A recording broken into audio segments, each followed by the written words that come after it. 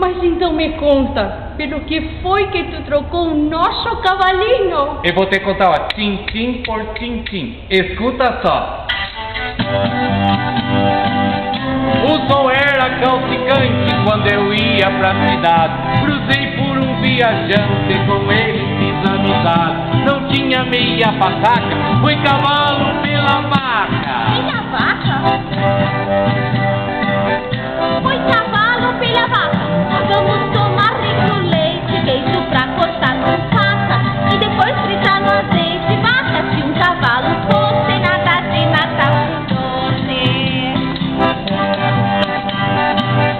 Nada de Natal doce, a vaca ficou na estrada. Camponês me trouxe ovelha, propus troca acertada. Com um sorriso nas orelhas, foi a vaca, veio ovelha.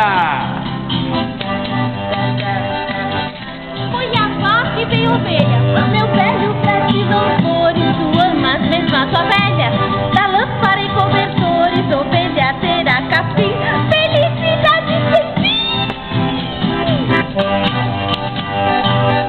Felicidade sem fim, pode ser outro animal.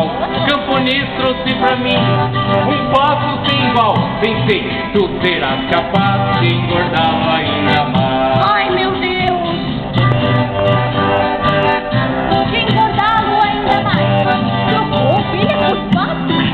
Alegria faz, trajetória de fato, comeremos pato assado, aguaceiro engordado.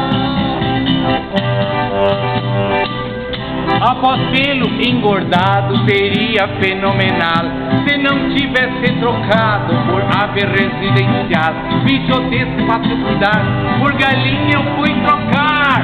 Por galinha fui trocar.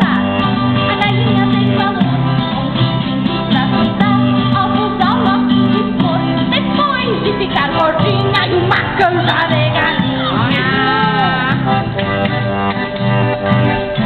Uma canja de galinha não é isso que vai ser. Canja é muito gostosinha, mas bastante é o que vai ser. Por saco de quantidade, troquei e vim da cidade. Trocou e veio da cidade. Tu destino velho meu, maçã é prosperidade.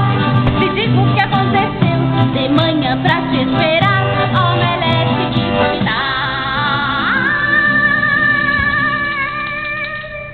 Omelete de maçã? Mas que associação mais esquisita, minha velha.